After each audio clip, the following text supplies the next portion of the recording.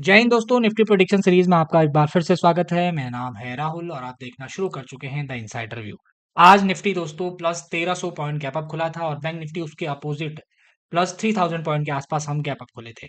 उसके पीछे का पूरा कारण था दोस्तों न्यूज, और वो न्यूज जो हमारे यूएस के साथ डेवलप हुई है उसकी वजह से ये पूरा कंप्लीट सिनेरियो हमको देखने को मिला। लेकिन ये पूरा जो खेल चला दोस्तों 5 सेकंड चला। ये मैं क्यों कह रहा हूँ इसको मैं आपको दिखाऊंगा अभी। पहले 5 सेकंड में ही ये पूरा मार्केट गैप अप खुला, नीचे गिर गया। उसके बाद हम कंप्लीट पूरे दिन भर यहाँ पर बीत रहे हैं, मतलब खत्म हो रहे हैं। उसी तरीके से हमारा बैंक निफ्टी का अगर आप चार्ट देखेंगे उसमें भी वही सीन हुआ है कि पहले आप पहली कैंडल बनती है, उसके बाद पूरे दिन एक ही जगह पर खत्म हो जाते हैं। अब कई सारे लोगों का सवाल ये भी था कि राहुल भाई अगर हम कॉल को लेकर कल ओवरनाइट लेकर चले गए होते तो हमको कितना ज्यादा प्रॉफिट मिल जाता। कोई कह रहा है हम शॉर्ट करके गए होते तो प्रॉफिट प्रीमियम जीरो हो जाते, है ना। कई लोगों को ऐसा लग रहा है कि भाई लॉस भी हो सकता था अगर पुट लेकर गए होते। इन सब पक्षों को समझते हैं, क्या खेल है, क्या चीज़ें हैं, इन सबको जानने का प्रयास करते हैं। आप लोगों को मैं थोड़ा पहले दिखाना चाहूँगा दोस्तों कि क्या सीन है, उसको हम डेली चार्ट पर देखते हैं। ये है डेली चार्ट, ठीक है? ये डेली चार्ट आप लोग देख रहे हैं। डेली चार्ट पर आप लोग देखेंगे हमने निफ्टी के ये हाई पॉइंट को टच नहीं किया, उसके नीचे रहे और उसके बाद नीचे गिरकर अभी बीच में आ गए हैं। बिल्कुल ज़ोन के एक बड़ा ज़ोन बना दिया है, इसके बीच में हम अभी ट्रेड करने वाले हैं। इस ज़ोन के बीच में आप लोगों को दिख रहा होगा, यहाँ पर एक सपोर्ट ज़ोन दिख रहा होगा। इस सपोर्ट ज़ोन के ऊपर भी बात करेंगे। ये 25,500 का सपोर्ट ज़ोन है जो आगे हम लोगों के लिए एक इंपॉर्टेंट रोल अदा करने वाला है। दूसरा, अगर हम यहाँ से नीचे आते हैं तो फिर यही वाला ज़ोन हम लोगों के लिए एरिया तैयार होने वाला है। लेकिन एक बार उन सवालों पर भी बात कर लेते हैं कि ये होता तो ये हो जाता, ये नहीं होता तो ये हो जाता। यानी कि मैं कहने का मतलब क्या है कि अगर आप कॉल लेकर चले जाते, यहाँ पर ध्यान से देखिएगा। बोलने के लिए बहुत आसान है दोस्तों कि अगर मैं रात को कॉल लेकर चले जाता और रातम रात मुझे प्रॉफिट मतलब कितने का मिल जाता, 600 रुपए का प्रॉफिट मिल जाता। लेकिन कहने का मतलब ये है दोस्तों कि आप यहाँ पर कॉल लेकर जाते ही क्यों? यहाँ पर ऐसा क्या हुआ है कि आपको यहाँ पर कॉल लेकर जाने का मौका मिल रहा है? अगर मार्केट यहाँ से नीचे आया है, उसके अगले दिन होल्ड किया है, हो सकता है अगले दिन फिर नीचे गिर जाए। किसी को अगर जानकारी है कि भाई ऐसी न्यूज़ आने वाली है, इसका इम्पैक्ट अच्छा पड़ेगा, उन लोगों के लिए तो अलग बात है कि भाई वो लोग लेकर जा सकते हैं। लेकिन वो क्यों लेकर जाएगा कोई आदमी, अगर जो चार्ट को पढ़ रहा है, चार्ट पर उसको दिख रहा है कि भाई नेगेटिव व्यू बन रहा है, वो इस तरीके का कॉल लेकर क्यों जाएगा? तो ऐसी बातें तो करने को तो बहुत अच्छी लगती हैं, लेकिन ये रियलिटी में पॉसिबल नहीं है। ये वही बात है दोस्तों कि अगर हम एक्सेल शीट पर अगर आप कैलकुलेशन करें, बोलूं कि 1 रुपए का प्रीमियम हम 1 लाख में 1 लाख प्रीमियम खरीद लें, उसके बाद ये 10 चले गए तो 10 लाख हो जाएगा और 100 चले गए तो 100 करोड़, 1 करोड़ हो जाएगा। तो ये केवल गप है, इसमें नहीं फंसना है, रियलिटी पर चलना है। तो अब रियलिटी को देखते हैं दोस्तों। हमारी ओपनिंग यहाँ होगी, हमारी क्लोजिंग मिल रही है हमें यहाँ पर 731 के आसपास। अभी 5-7 मिनट और है तो लगभग लगभग हमें क्लोजिंग इसी के आसपास मिलने वाली है। अब कल क्या हो सकता है, आने वाले 1-2 दिन हमारे लिए बड़े डिसाइसिव होने वाले हैं।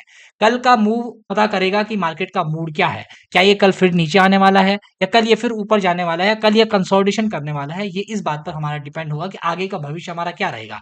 लेकिन अगर हम नीचे आते हैं तो ये वाला जोन हम लोगों के लिए सपोर्ट का काम करेगा ही। ये है 25,500 का सपोर्ट जोन।